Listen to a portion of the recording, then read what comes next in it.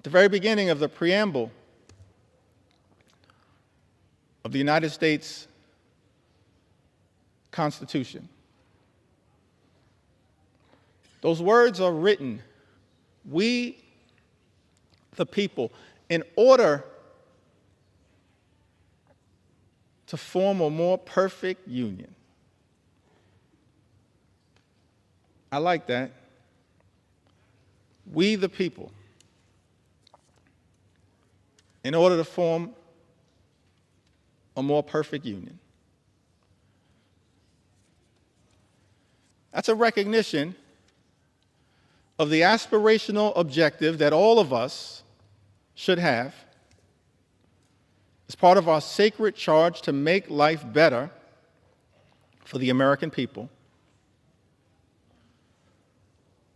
while also acknowledging that at its birth and even to this day, America is not a perfect country. But the gift that we've been given is that sacred charge to strive for a more perfect union, to look out for every single American as best we can. Now, we've seen that kind of leadership across the years, across the decades, across the centuries, particularly as it relates to the social safety net. It's a social safety net that's under extreme assault right now. Donald Trump's one big, ugly bill represents an unprecedented assault on America's social safety net. An unprecedented assault on hardworking American taxpayers. It's the exact opposite of the type of leadership that we've seen in this country that is designed to march us toward a more perfect union. It's one of the reasons why we can't forget American history. We need to learn from and lift up American history. All types of history, and I'll address that issue later, but let me also parenthetically pause and make it clear, Black history is American history. We will never let anyone erase it. We need to learn from it, not erase it. And we will never let that happen. Our history teaches us that what leadership actually does is set us on a course toward a more perfect union. And leaders have recognized that part of doing that is to make sure we are there for everyday Americans who would otherwise find themselves in an incredibly vulnerable situation. President Franklin D. Roosevelt, reflecting upon Social Security, which he championed, uttered these words: long before the economic blight of the Depression descended on the nation, millions of our people were living in wastelands of want and fear. Men and women too old and infirm to work either depended on those who had but little to share, or spent their remaining years within the walls of a poorhouse. Fatherless children early learn the meaning of being a burden to relatives or to the community. Men and women still strong, still young, but discarded as gainful workers, were drained of self-confidence and self-respect. The millions of today want and have a right to the same security their forefathers sought. The assurance that with the health and the willingness to work, they will find a place for themselves in the social and economic system of the time. Because it has become increasingly difficult for individuals to build their own security single-handed, government must now step in and help them lay the foundation stones. Just as government in the past has helped lay the foundation of business and industry. We must face the fact that in this country we have a rich man's security and a poor man's security, and that the government owes equal obligations to both.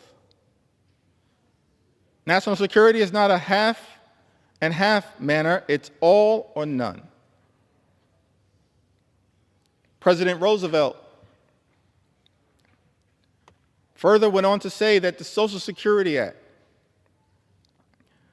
offers to all our citizens a workable and working method of meeting urgent present needs and of forestalling future need. It utilizes the familiar machinery of our federal state government to promote the common welfare and the economic stability of the nation. The Act does not offer anyone, either individually or collectively, an easy life, nor was it ever intended so to do. None of the sums of money paid out to individuals in assistance or in insurance will spell anything approaching abundance. But they will furnish that minimum necessity to keep a foothold. And that is the kind of protection Americans want. Truer words could never have been spoken. That is the type of protection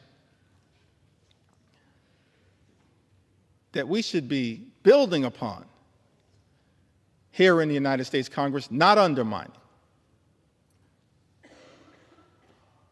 President Franklin D. Roosevelt went on to say, "What we are doing is good,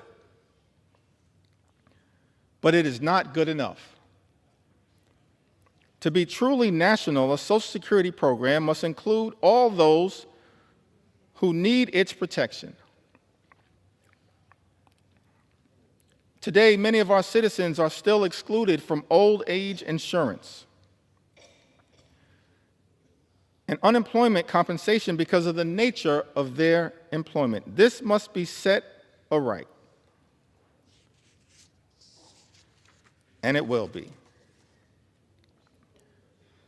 FDR continues to say to the American people, "I am hopeful that on the basis of studies and investigations now underway,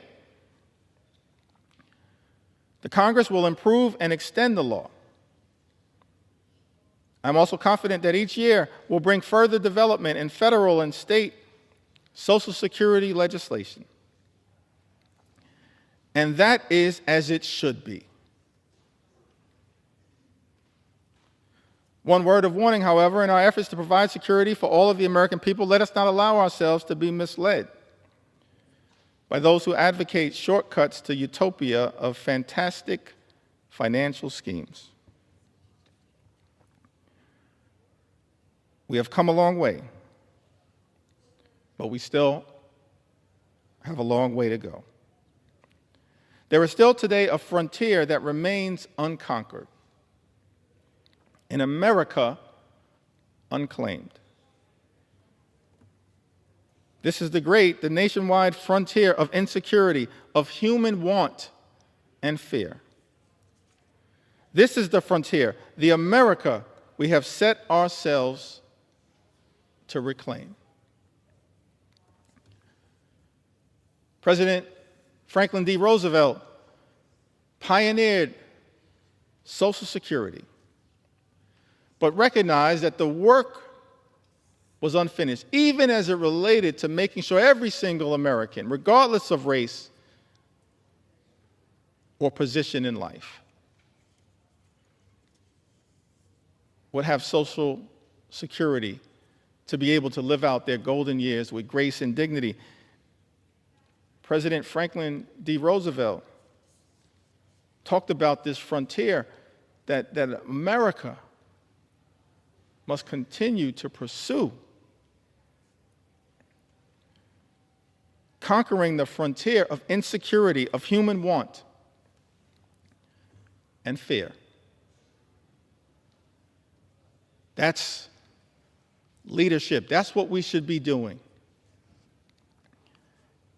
here in the United States of America, Mr. Speaker, not enacting devastating cuts to health care that will hurt millions of everyday Americans. All of this is also unfolding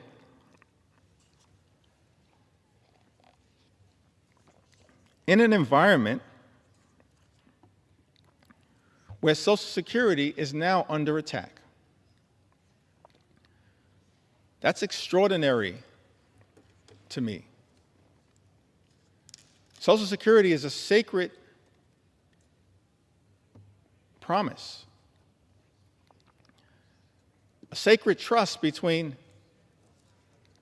the American people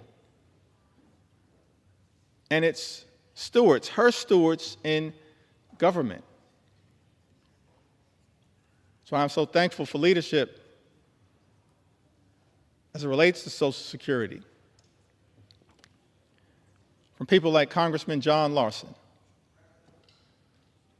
who recognizes that our goals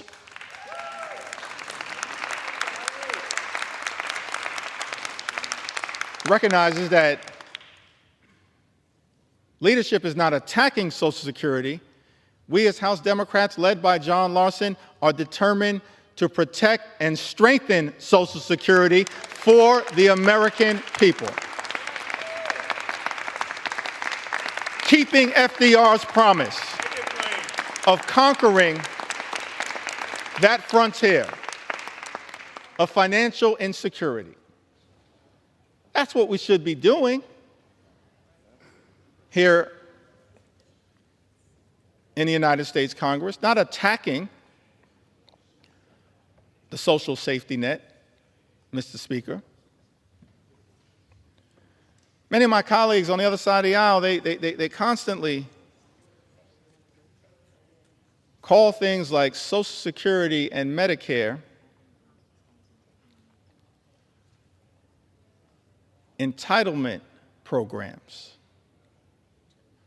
I think they label Social Security and Medicare entitlement programs, and by the way, as a result of this one big ugly bill, Medicare will be cut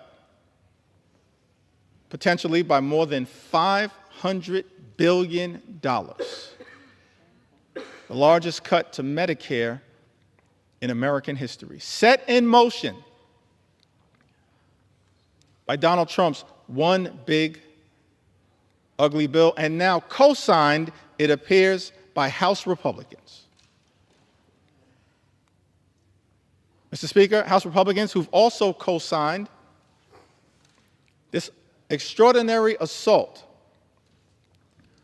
on Social Security, closing offices, cutting off access to phone service, making it harder for seniors to access their hard-earned benefits. Social Security is not an entitlement program. Medicare is not an entitlement program, Mr. Speaker. I learned this very early on in life. When I was 15 years old, I secured my first job. I was a messenger, traveling from office to office in Midtown Manhattan, delivering mail, delivering packages. I was just a sophomore at Midwood High School in Brooklyn, my first job, earning minimum wage, $3.35 an hour. Thankful for that money, having been raised by my mom and dad in a working class neighborhood in central Brooklyn, $3.35 an hour, coming of age in the middle of the crack cocaine epidemic in central Brooklyn. And I couldn't wait to get my first check. And I was told that because I was working part-time and I was a high school student, that the money that I made would not be taxed. And so as I was anticipating that first check,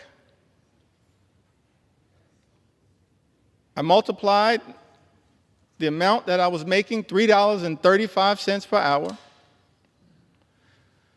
by the number of hours that I expected to work during that pay period.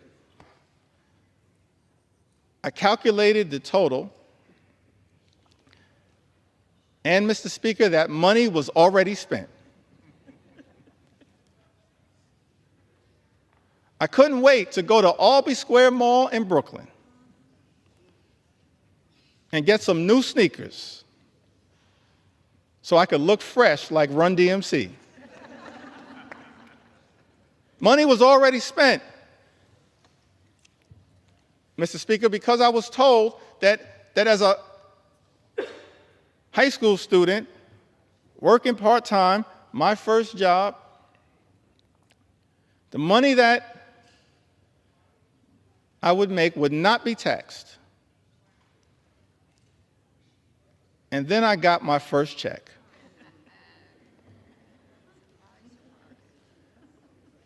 And I had two questions, Mr. Speaker. Who is FICA? And why is he taking my money? You see, Mr. Speaker, what I learned is that every single American,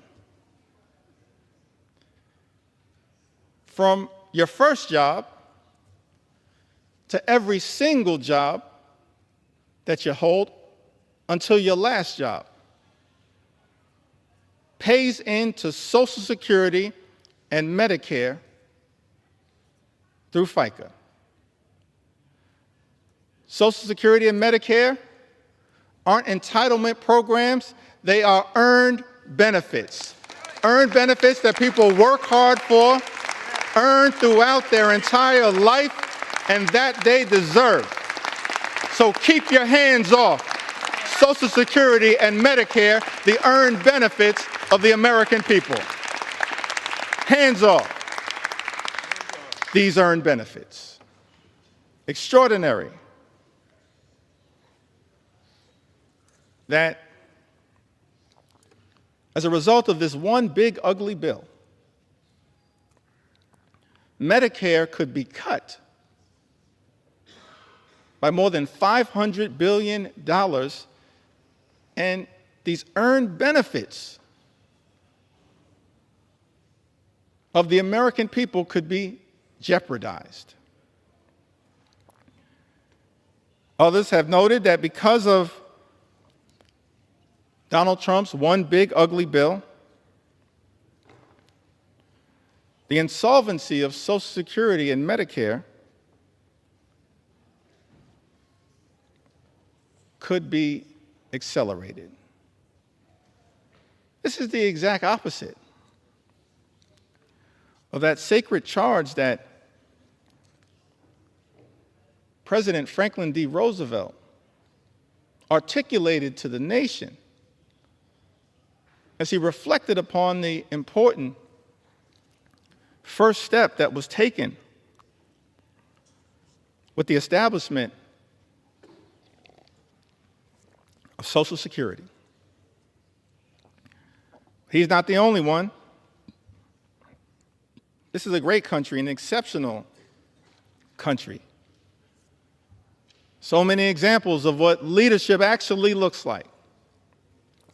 Leadership that we are not seeing right now from the majority in the House of Representatives. Leadership that we did not see on the Republican side of the aisle in the United States Senate in passing this disgusting abomination. And certainly we're not seeing this level of leadership coming out of 1600 Pennsylvania Avenue. But I'm thankful that we have examples of leadership echoing throughout our history that we can reflect upon and be inspired by as we navigate our way through these challenging times. President Truman, from the great state of Missouri, Emanuel Cleaver's state, the good Reverend Dr. Emanuel Cleaver, my friend and my mentor, President Truman, shortly after ending World War II, we're so thankful for the sacrifice and the bravery and the courage of the greatest generation. A few months after, he unexpectedly became president, replaced the great FDR. November 19th, 1945, he delivered a special message to Congress recommending a comprehensive health program. I want to read just a few of those words because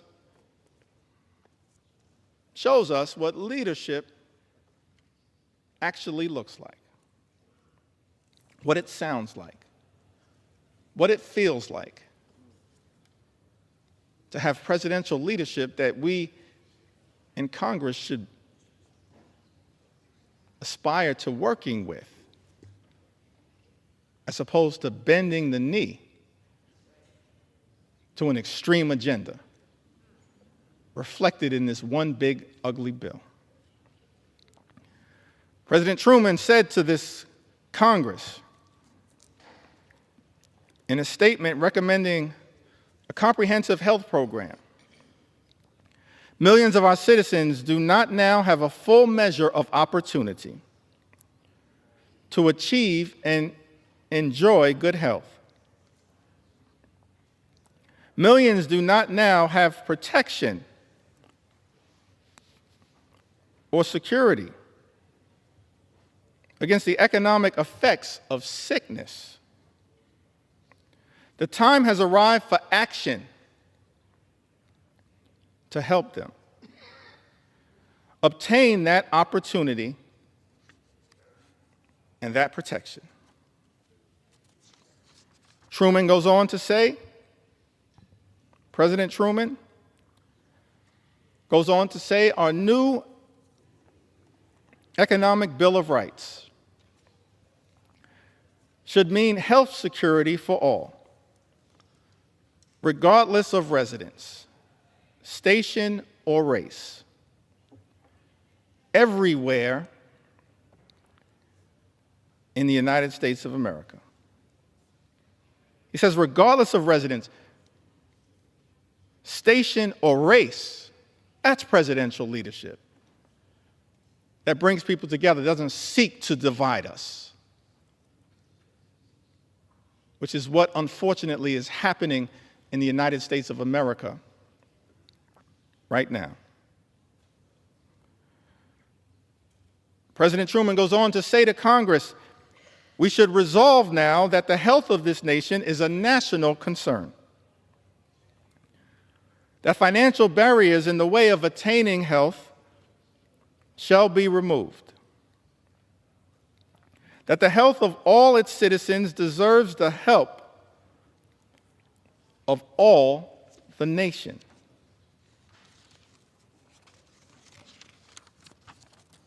Truman goes on to articulate the challenges that exist in America as it relates to illnesses. He articulates several of them. Talks about the deficiencies in health care that existed across America. And the fact that in the aftermath of World War II, it was clear that so many people without coverage were medically infirm. And he made clear that's unacceptable in the United States of America. He articulated a forward-looking vision for universal health care, aspirational vision, a vision designed to lift the American people up, not rip health care away from them, which is what this one big, ugly bill will do, ripping health care away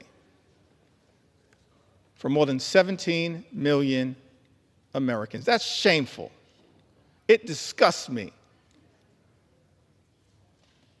that we're on the floor of the House of Representatives right now having to push back so aggressively against an all-out assault on the health care of the American people when we should be trying to lift them up in a manner consistent, Mr. Speaker, with what President Truman once charged this Congress with doing. And of course, he wasn't the only one. We're thankful for other leaders who worked with this Congress in prior years to actually advance the health, safety, and well-being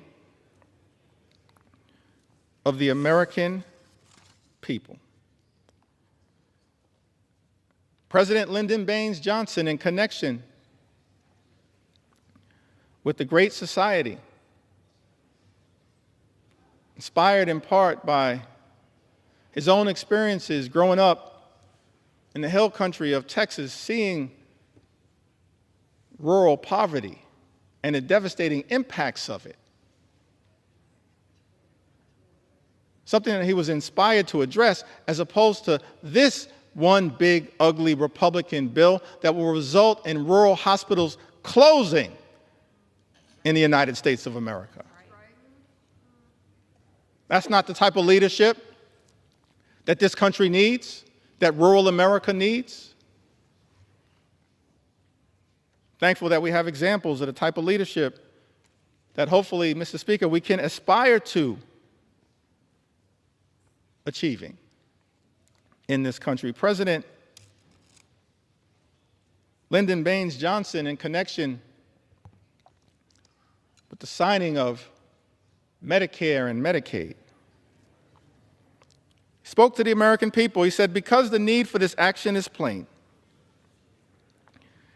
and it is so clear indeed that we marvel not simply at the passage of this bill, but what we marvel at is that it took so many years to pass it. And I am so glad that Amy Forand is here to see it finally passed and signed, one of the first authors. There are more than 18 million Americans over the age of 65.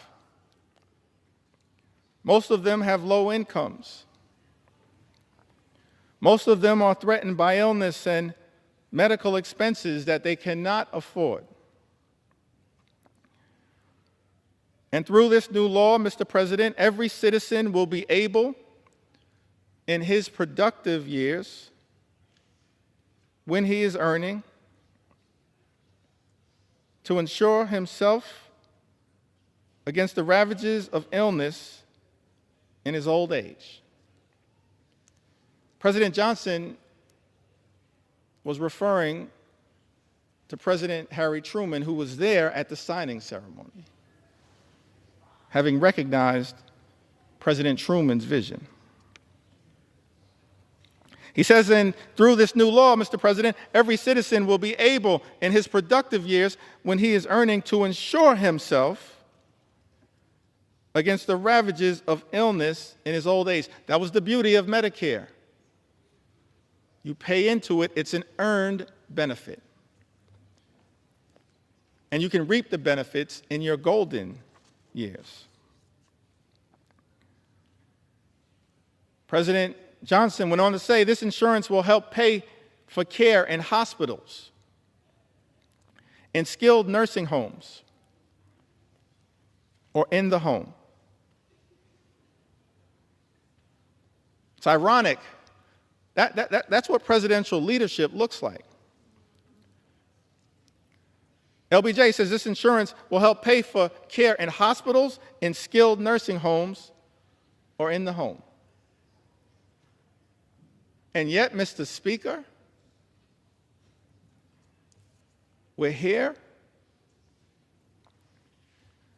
60 years later, and Republicans are trying to jam a budget down the throats of the American people that will close hospitals, close nursing homes, and detonate the ability of millions of people to access home care. That's shameful. It's not the type of leadership that this country needs right now, but that's what we're getting. Chaos, cruelty, and corruption. President Johnson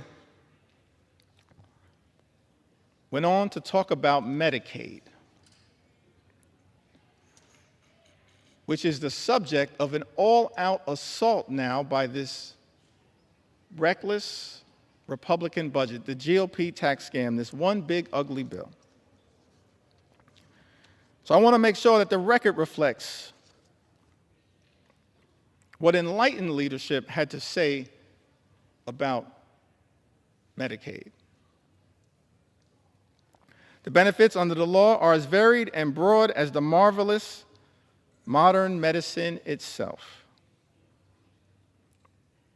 If it has a few defects, such as the method of payment of certain specialists, then I'm confident those can be quickly remedied, and I hope they will be. No longer will older Americans be denied the healing miracle of modern medicine. No longer will illness crush and destroy the savings that they have so carefully put away over a lifetime so that they may enjoy dignity in their later years. No longer will young families see their own incomes and their own hopes eaten away.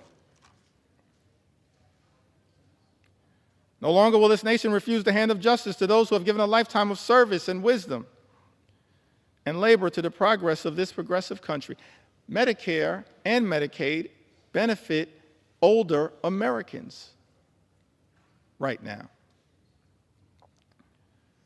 People who have given a lifetime of service and wisdom and labor to the progress of this progressive country, as LBJ spoke to. And this bill, Mr. President, again, a nod to President Harry Truman, is even broader than that. It will increase Social Security benefits for all of our older Americans. It will improve a wide range of health and medical services for Americans of all ages. And then President Lyndon Baines Johnson leans in on the importance of Medicaid with a greater degree of precision. He says, but there is another tradition that we share today. Calls upon us never to be indifferent toward despair, commands us never to turn away from helplessness. It directs us never to ignore or to spurn those who suffer untended in a land that is bursting with abundance. And this is not just our tradition, or even the tradition of the nation. It is as old as the day it was first commanded. Thou shalt open thine hand wide unto thy brother, to thy poor, to thy needy in thy land. Is that what we're doing here today in the United States Congress? Opening our hands of grace and compassion and responsibility to our fellow Americans, our fellow citizens? No, that's not what Donald Trump's one big ugly bill is all about. It's an assault on everyday Americans to reward billionaires with massive tax breaks. That's extraordinary. President Clinton, in the 1990s, talked about the Children's Health Insurance Program. Program designed to make sure that children in this country would have access to the medical care they needed to live a life of dignity and respect. And it's extraordinary to me, Mr. Speaker, that in Donald Trump's one big ugly bill, the eligibility for the Children's Health Insurance Program will also be diminished as part of an all-out assault on the health care of the American people. So I thought it not robbery in the time that I have that we lift up the original spirit of the Children's Health Insurance Program. President Clinton said to the nation, because we have acted, millions of children across this country will be able to get medicine and have their sight and hearing tested and see dentists and doctors for the first time. Millions of young Americans will be able to go on to college.